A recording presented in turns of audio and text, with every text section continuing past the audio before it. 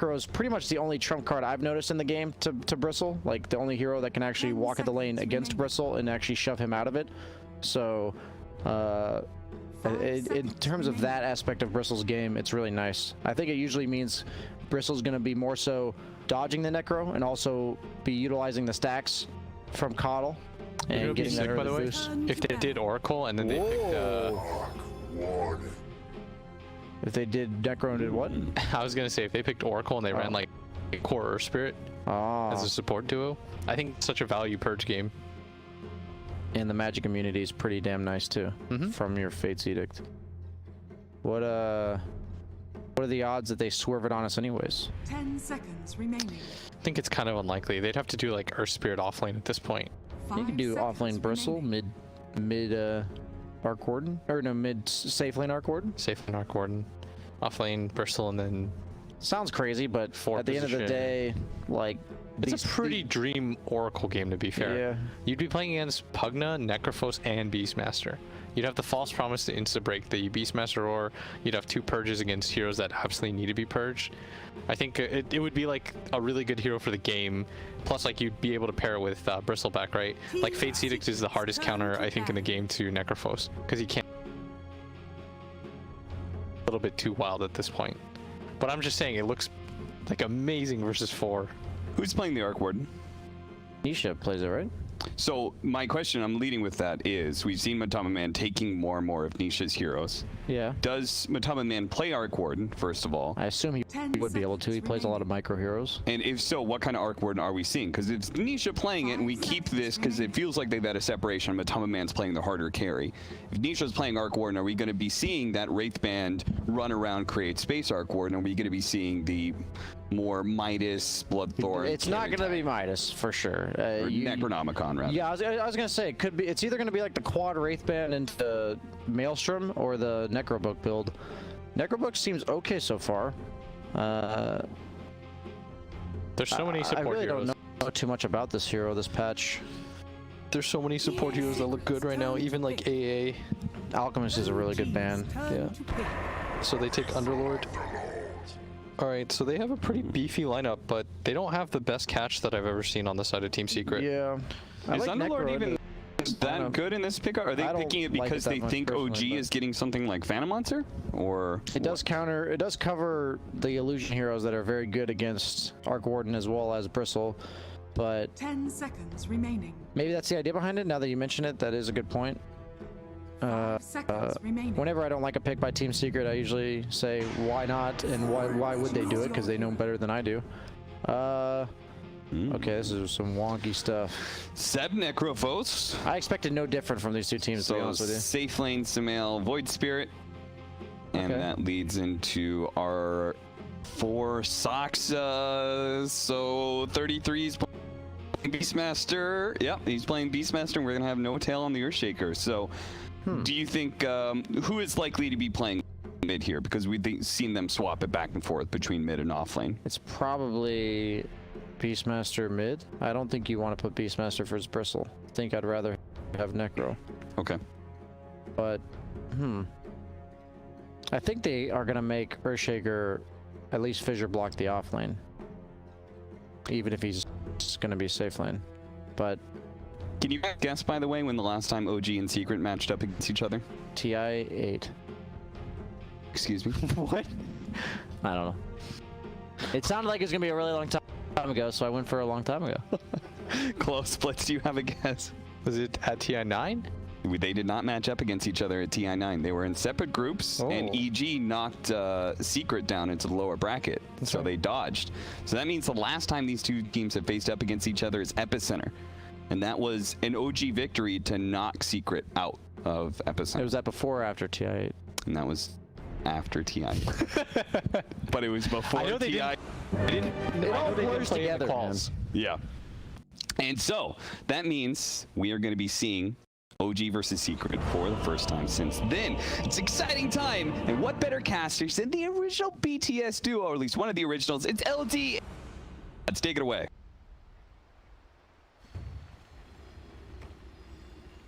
What do you mean, Chira? I'm quite Prepare cheerful. for battle. What Let's shake things up. The stench of death is upon I do that. Oh, now I feel better. That's right, gods. OG versus Secret here in the upper bracket. Winner into the top 3 has a date with a very strong surging VP who just got done dismantling Team Spirit. OG maybe a little disadvantaged here, and the odds reflecting that. They've got a Scooter injury Seb. They've got a 33 stand-in. Oh, man. High ping Sumail. The OG fans have plenty of excuses if they lose this series. I mean, legitimate excuses, but yeah. Legitimate, yes. The odds are stacked against OG, and I feel like that's a familiar story, you know. A few TIs ago, the odds were stacked against him as well, so this is maybe where there may be some sort of like documentary about it if you just do a little Google research. So who do you favor based on the draft? We've barely seen any Arc Ward in this tournament. He's been played 3 times. Liquid lost 2 of those games. Chicken Fighters is the team who ran him mostly, but he's basically a forgotten hero. I favor Secret, I think primarily because of this Coddle Bristleback. We've seen this be an amazing duo, usually first 2 picked, and they got the Bristle in the second phase.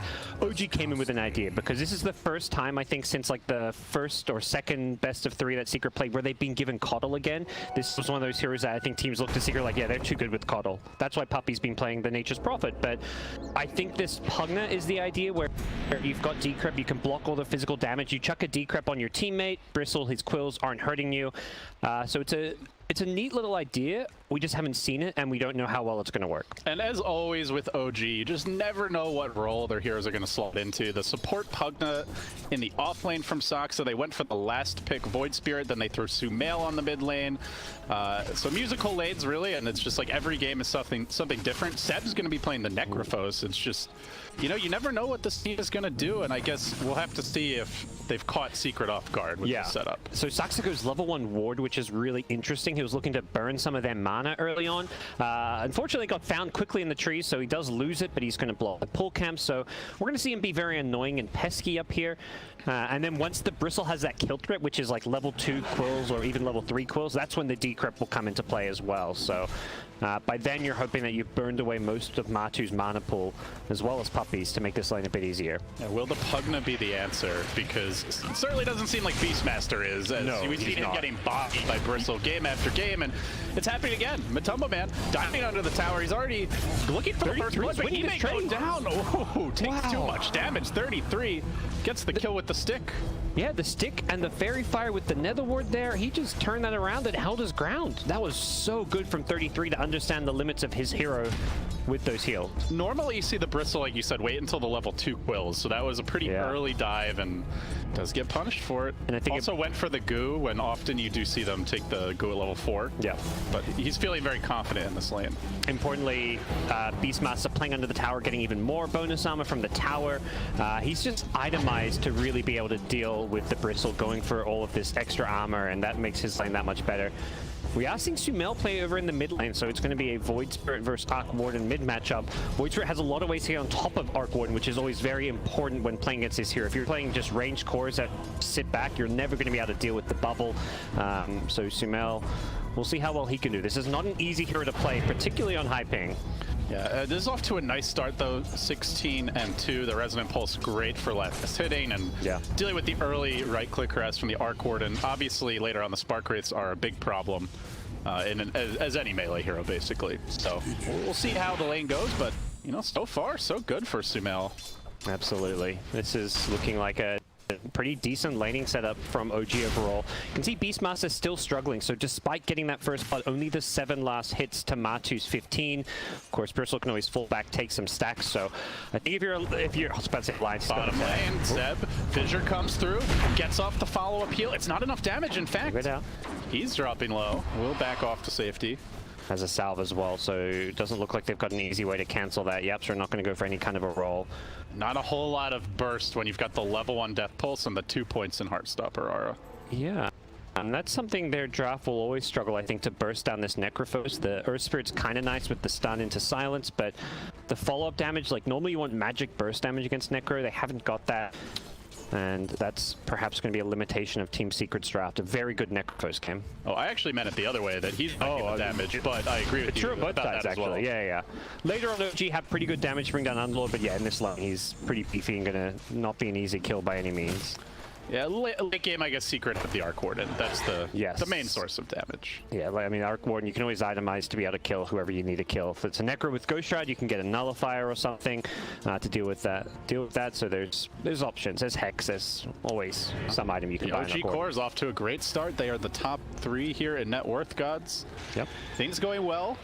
This is going to help out Nisha quite a bit, though, man. Just to grab a regen rune. Oh, the fissure comes through, though. Instantly canceled. And now Mel wants to engage. He's got stick charges and a bottle charge, so we should be able to get off another Resonant Pulse, but they're slowing him down. Trying to stick together for the Flux. They're still chasing. Okay, they'll back off. But at least they did not Nisha that full heal. Yeah. She sorely needs, because he is down 14 CS and 4 denies. That was pretty cool. They tried to block the Flux damage by standing together, and then Yapture's like, well, I'm going to body block this Shaker to separate these heroes. Puppy does go down top lane. This is the power of the Pugs. Gives you that hefty magic burst, forcing Matumba Man away. Saksa, he might go for this one too. Can he get the kill? Stick was already committed. Blast just out of range. Actually has to be careful. Has the stick, has one more shot at this. He did tango his way through the cheese. He gets a double for the support. Skeleton Man. Well played by Saksa. Yeah, this Pugna pick is owning, and this top lane, we've seen Beastmaster for the most part this tournament struggle in general, and particularly struggle against the Bristleback, but with the Pugna support, the bonus armor from the Buckler, and just all of his tools, he hasn't even gone for the Decrypt, and they are absolutely destroying this lane. He's going to have such a fast Helm of the Dominator on Beastmaster, and then life is going to get really difficult for Team Secret up here. Yeah, they've also got, like you mentioned, the Buckler as well. Like, they're going to be able to stack up a lot of auras and 5-man early if they want to, even into an Underlord. That could be challenging for Secret to withstand. Saxon's going to chase Puppy down. He's got more movement speed than him. Sumail's on the hunt as well. Double jump forward with the Astral and collects the kill.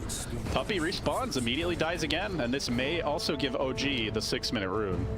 Yeah, they would love to get on Sumail, but it does look like Secret going to contest down bottom as it falls up top, which Sumail is closer to, so...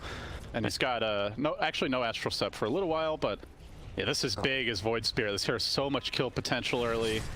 Yeah, you love Securing those the runes. runes, really important. Yep. These mid laners who go bottle, if you want to make sure your supports come and help secure power runes. Void Spirit definitely a playmaker who can utilize those runes well. Invis not the greatest. I think you'd much rather like a haste or an arcane rune, but they're going to get on top. Working Matumba Man down. They don't have enough mana on the Pugna to go for a kill, but the Bristle's 28 CS. Do they have stacks is the question for him to catch up, and Puppy's being too busy with the lane. I only see the one stack which Beastmaster and Pugna might farm. Yep. Normally it's that double stack that you can do over near the mid lane in the river that Pop-Tart was pointing out. Yeah, these two camps, you can stack them both at the same time, so you'll often see like 2 triple stacks there, but yeah, Puppy's not been doing it. And Radiant have the vision. That's why they put that ward there. They're expecting stacks. They're making a go here on Nisha in the middle lane. Notel tries to get in range for the enchant. He might have overextended for this, jumping forward against Sumail. He's committing for Nisha. Okay. Now he's committing out of the fight, trying to get away. Has the stick charges. Ooh. Should be okay. They've invested a lot. Now he goes in for round 2. Resonant Pulse. Oh, they baited Sumail. Is he gonna die? No, he jumps back with the Dissimulate. Secret investing heavily to protect their Arc Warden. I'm not sure if Nisha just hit level 6, but that was not a gank that was going to work. He immediately popped his ultimate and just double flux no-tail shaker. He took so much damage before he got close enough to another unit. They're going on him still. They want to dive. Oh, Sumail was definitely thinking about an Astral Step forward. Just a bit out of range. No-tail still committing. But it starts to get harder now to gank the Arc Warden. That network of Spark Wraiths will be planted around the lane. Yeah, we're seeing Seb's even coming in too. They really want Nisha. But they are going to deny in the jungle, if nothing else, at least on this side of the map. Ooh, what a fast Helm of the Dominator timing you can see there. Well above the average on this hero. Beastmaster is basically tied all 3 cores at 3,500 net worth, so they're having a great time despite not finding the kill. Well, the Arc Warden, he's very poor as Yapsor gets hounded by Sumail with the double damage rune, has a Resonant Pulse soon. It's a hit with the double damage. Oh, nice block. Yapsor back the other way, runs by No-Tail, gets clipped though. It will end up falling. Sumail trying to engage into Zai and Nisha's clone and hero, but that's not going to happen. In fact, he's being pursued a bit by the clone.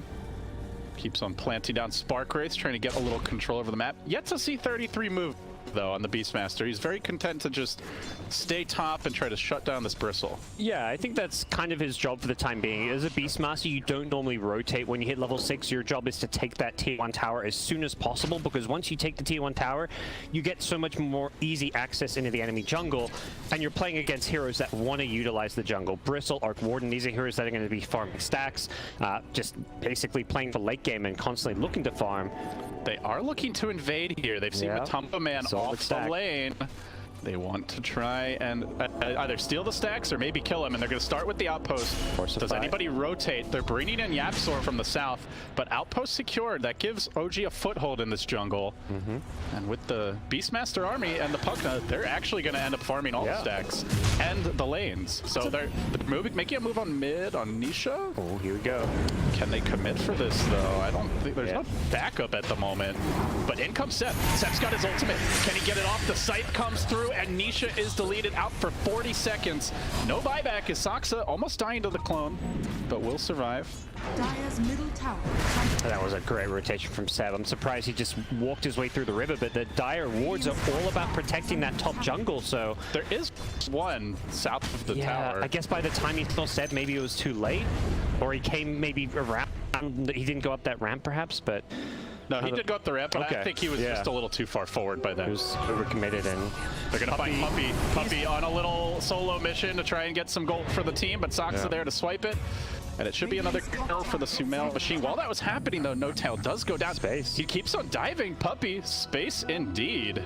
I mean, eventually he'll die, but a lot of time wasted. Yeah, your job is... Sumail's okay with that, though. He gets the 2 urn charges. Oh, those are useful this early on. A fast Spirit Vessel is going to be very helpful. Seb's going to be careful. He's got raindrops. He's got long wall charges. He is unkillable here. Yeah, has the point in Ghost Shroud now, so... Ghost Shroud Wand is going to be insane, and he's even going to Pugna Seed behind him, so even more heals to back him up. Sox is getting low, too. Has to be careful. He doesn't get hit by some of these Spark Wraiths. Seb really wants to hold on to that wand. He'd much rather regen using his passive, but... They want this tower so bad, gods. Can the Secret fight? Yapsor's not level 6 yet. No Magnetize. Yeah, this is this awkward position where you've got it down to deny range, so you've got to commit for it, and... They're defend, so OG... I mean, they might try for deny here, but still they're going to lose the map control by the looks of things. Sumail just waiting in the wings. He is going to walk past ward, up and around. Now they rotate towards Zai top, and they are going to converge on the Underlord. He immediately ults to get the hell away. Can they burst him in time? They've got close damage. Not enough. Not too close. But that does probably mean this tier 1 top is going to be next. Yes, that's always the goal when you're playing against a team that is farming a lot of the jungle camps, trying to stack, trying to play late game with an Arc Warden, take their mid tower and take their safe lane tower. Then they have only their triangle of camps to play around, which is those 3 camps over near the Ancients on the right side of the map, and you're just not getting much farm if those are the only jungle camps you can use. They go on No Tail bottom lane. They should get the Taker, but not before the Echo Slayer comes out. The Quills will finally finish.